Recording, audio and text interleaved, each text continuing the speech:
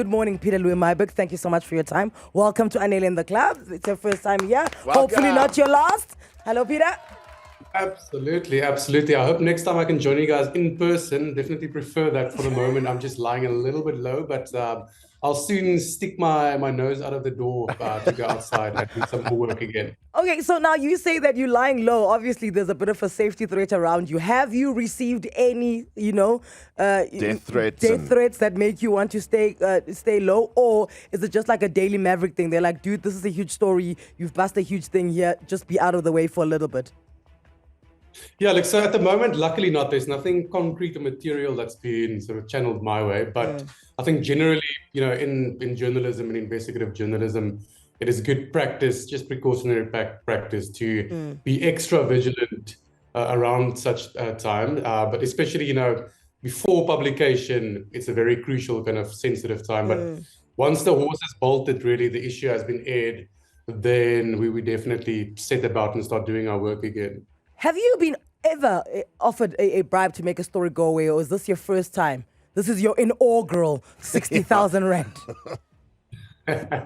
Look, so a couple of things to unpack there, but in short, no, actually not. So there have been intimations and offers in the past, and many of my colleagues in the industry encounter the same sort of suggestions. And it's a very interesting world that you traverse. There's a lot of code and intimation and subtle talk. A lot of the time people don't really want to exactly frame it in such clear, concrete terms.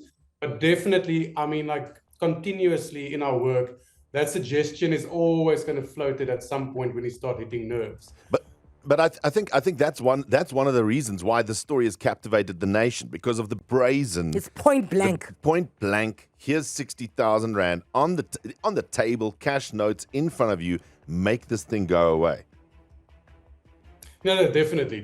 I think I just heard your introduction there. This quantum has been under discussion, the figure of 60,000 rand and the lowballing and that kind of thing. But I think it's very important, in terms of that organization and its management, etc., and the lengths they were going to go to, is that the 60,000 rand, actually, if you listen to the entire recording, that was just like a little bit of a sweetener.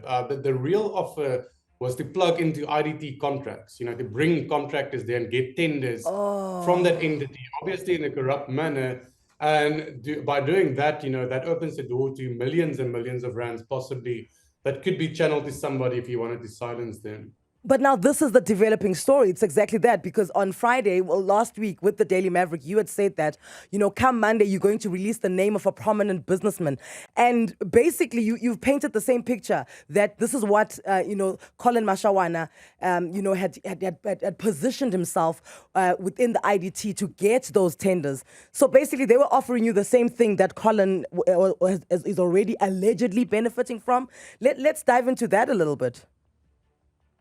Yeah, definitely. So, it actually couldn't have been set up more perfectly. I must say, journalistically, frequently, a lot of the work that I do and the work that some of my colleagues do, unfortunately, it is very hard-hitting and compelling and very important. But because of our news cycle, the public's general sort of attention span, a lot of these issues just kind of fall off the table. Yeah. They fall through the cracks. But because of this absolutely insanely explosive video, this unprecedented scenario, we were luckily able to set this whole thing up in such a way in terms of publication that we first had this mind-boggling video release, and to be followed by this investigation that we published today. And this is the issue that's at heart here, really. This is the tender or the contract that the Bochumalaka clearly was very eager to sweep under the carpet.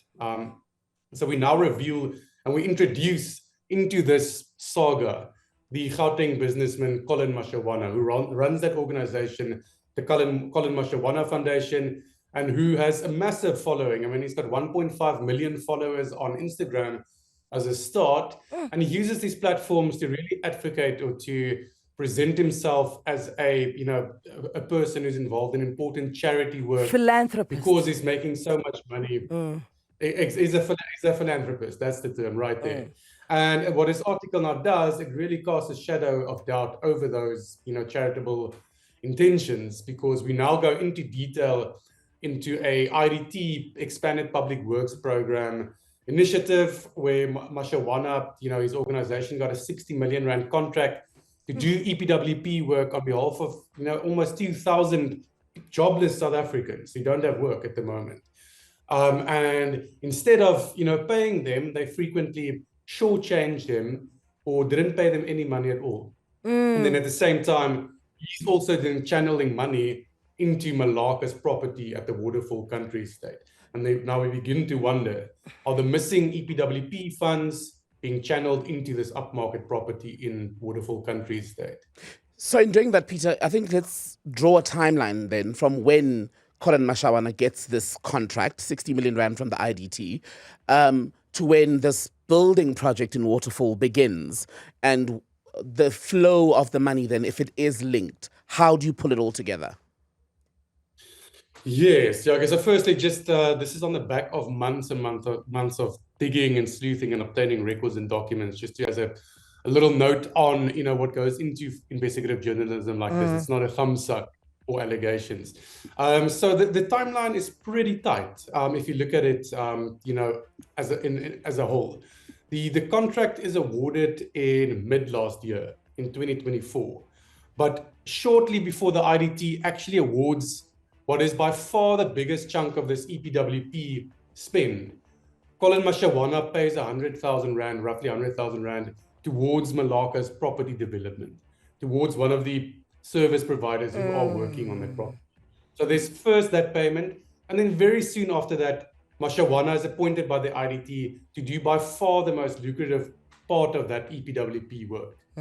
Then, we go down the line the following year, after the money that started flowing to the EPWP, to the Colin Mashawana Foundation for this EPWP work. Then Mashawana makes another payment of roughly the same amount.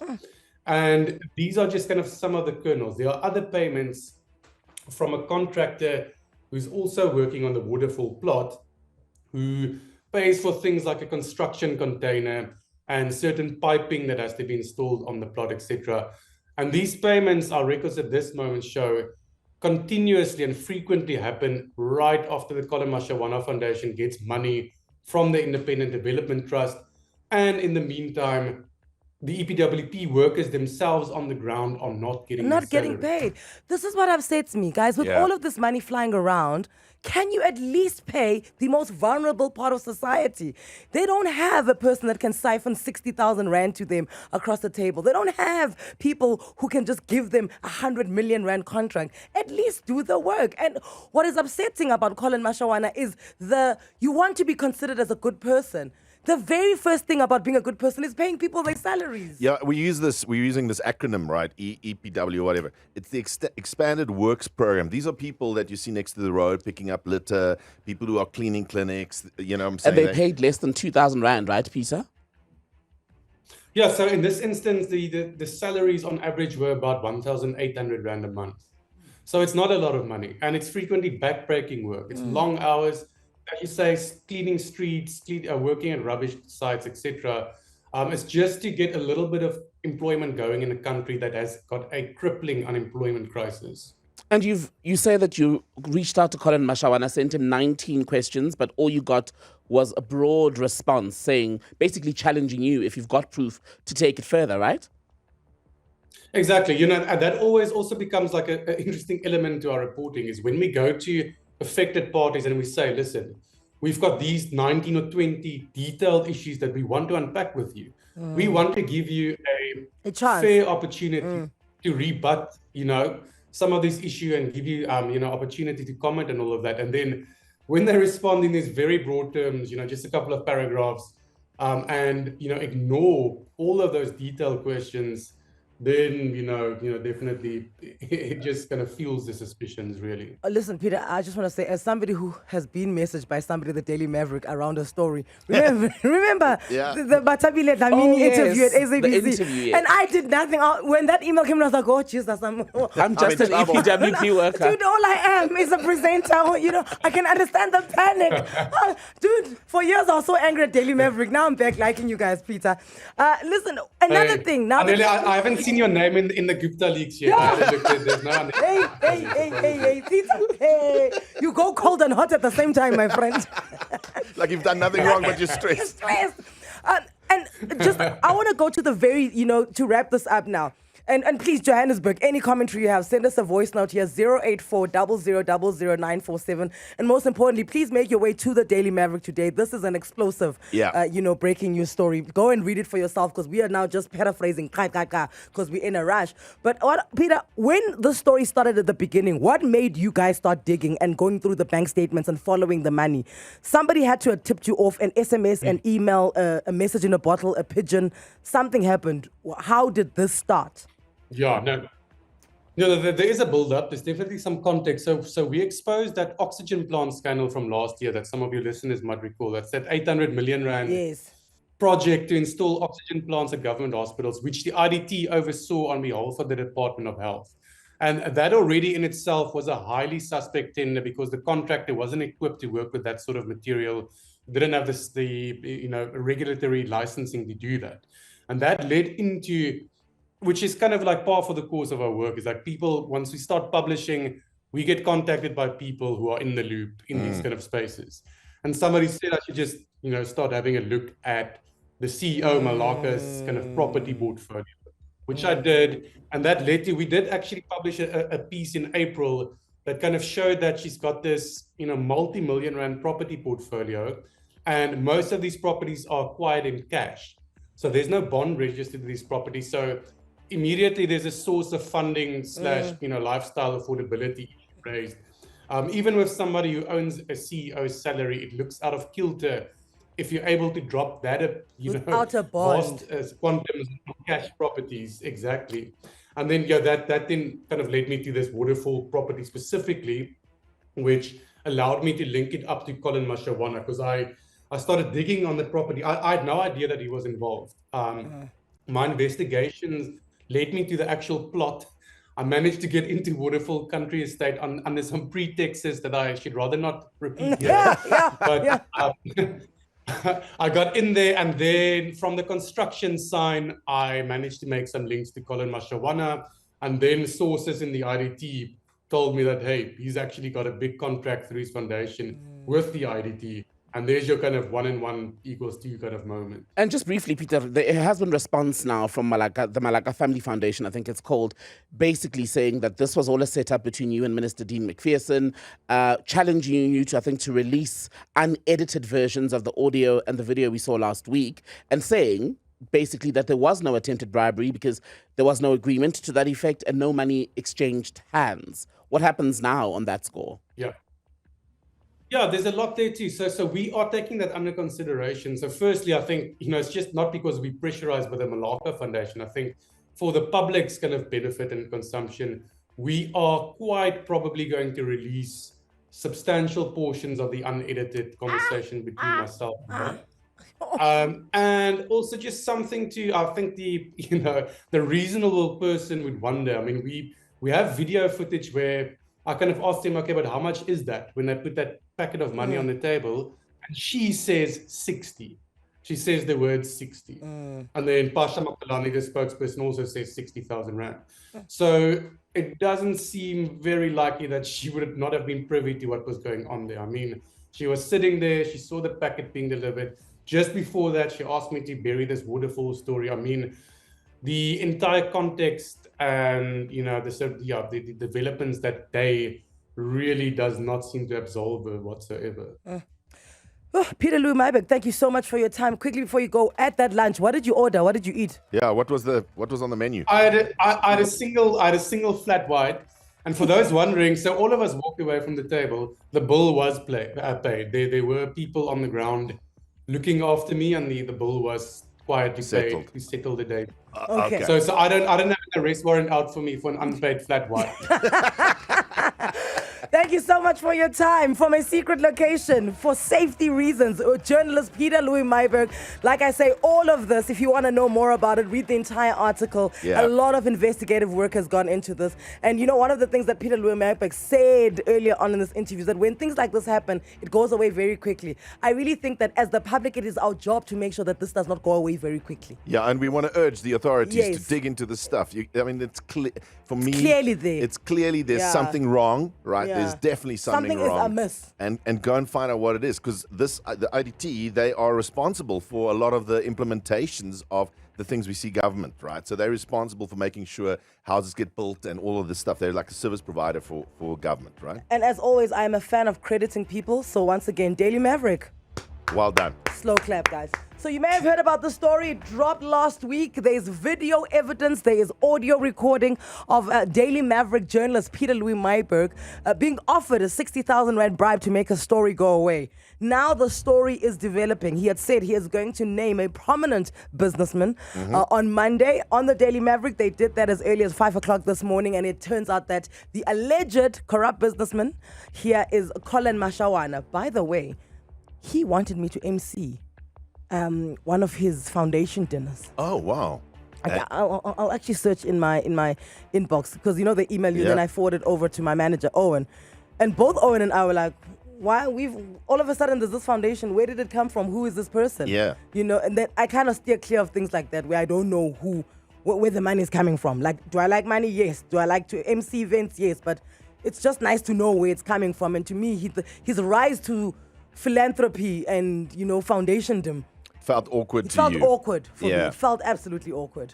Hi, Anele and The Club. I just listened to the clip now, and just an interesting piece for me, and I think that's what most South Africans might feel or may feel, is that it's corruption fatigue. You know, this is why stories come and go so quickly. We're just, every day there is a story, a major story on corruption, and we're just fatigued. And this is why there's no even indication to respond sometimes, because what's going on in the media with our children, politicians and corrupt politicians, money being wasted while people are suffering.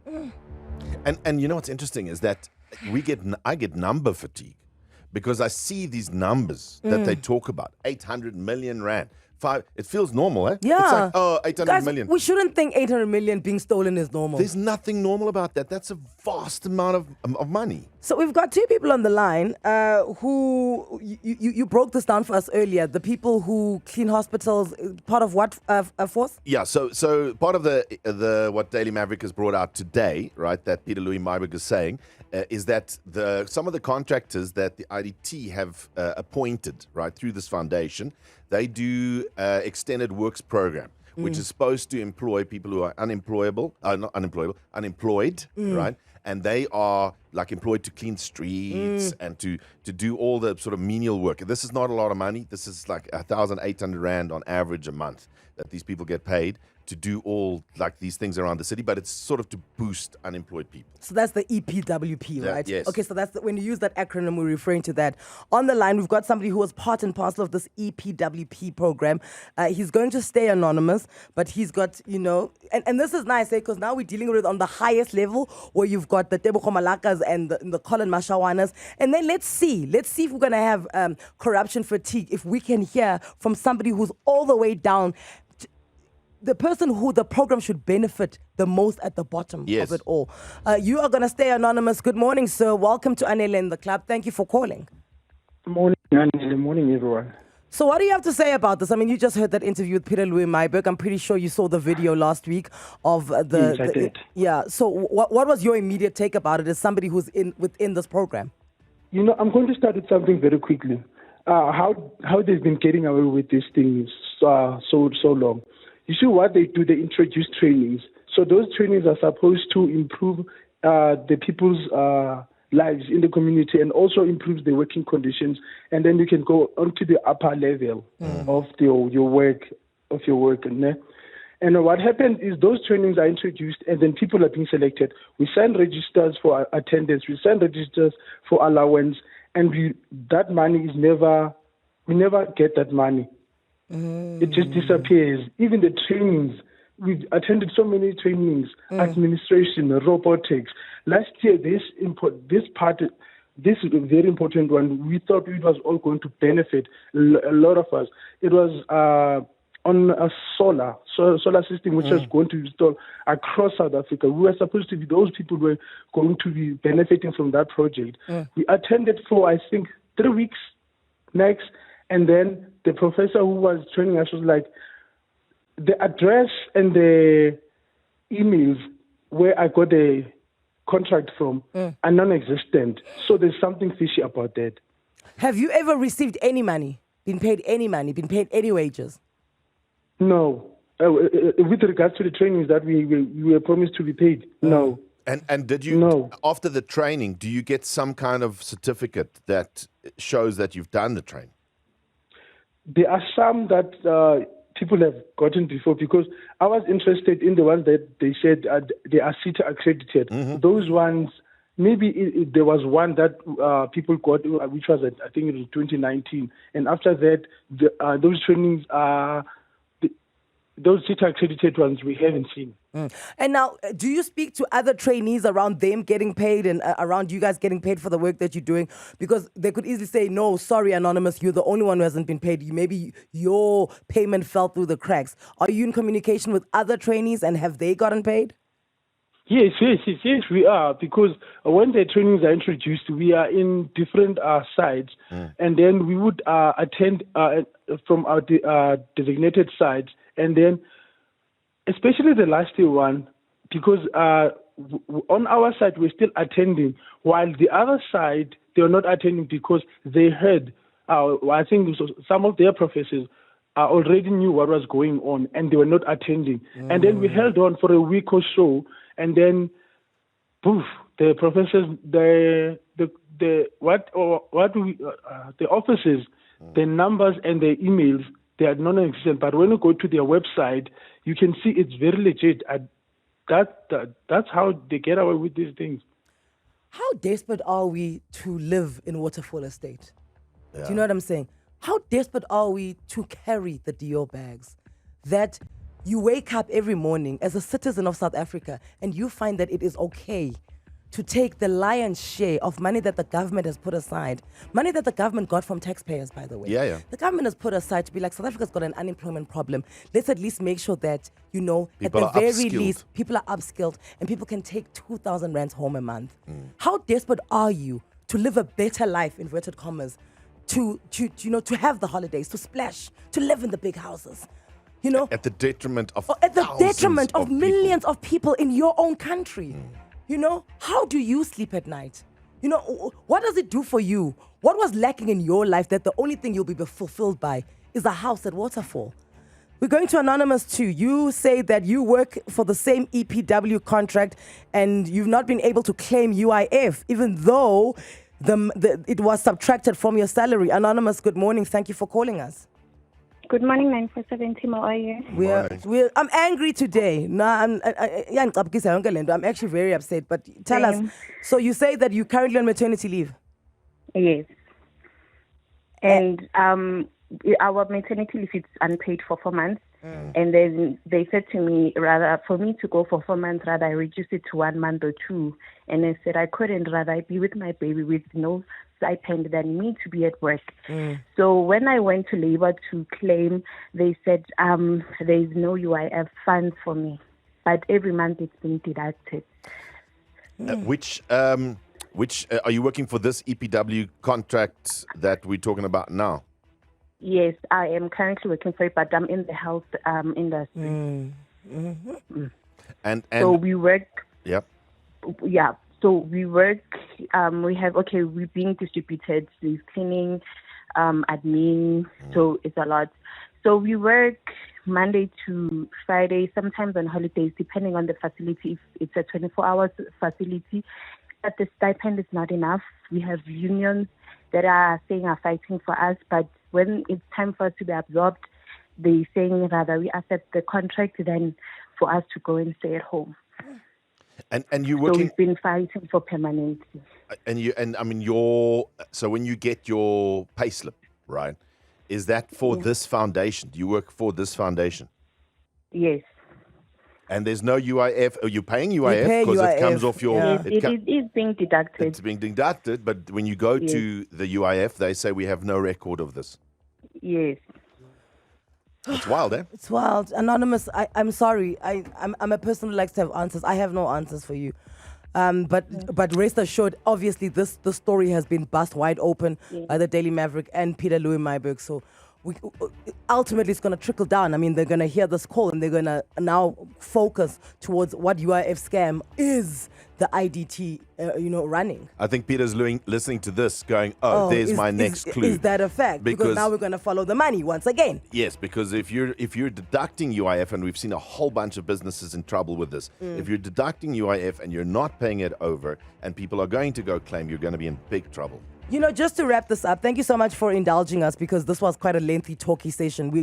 We are a music station after all. But sometimes we have to stop, dancing and address some serious issues. Just for me to wrap this up, this is what I'm gonna say. It is very sad that the only person who is hiding right now is the journalist who brought light to the situation. It is very sad that we're gonna get. You must watch what you say about this. Don't talk about that person. He's dangerous. He'll hire people and then you'll be killed. Don't do this. It is very sad that now it's bust wide open. We can see what's happening. Instead of saying sorry, guys, our mistake. Let's see where this takes us. Let the Lord deal with this. You still want to fight and then you still want to threaten people. You who's stealing money from South Africans are the ones who's going to hold your head high and say, prove it. Yeah, prove and it. sandbag If everyone. You sandbag Yeah. everyone. You're gaslighting us into thinking that we're the ones going mad for showing you that there's something wrong. It's sad that myself and Frankie are the ones that we must consider our own safety before we go on air and talk about things like that. Yeah. Shame on you, guys. Shame on you. And can I just say, we drive to work all the time, and you see people next to the road who are helpless, and all of us think, we wish we could help them. These are the programs that are supposed to help them, and this is what's happening behind the scenes.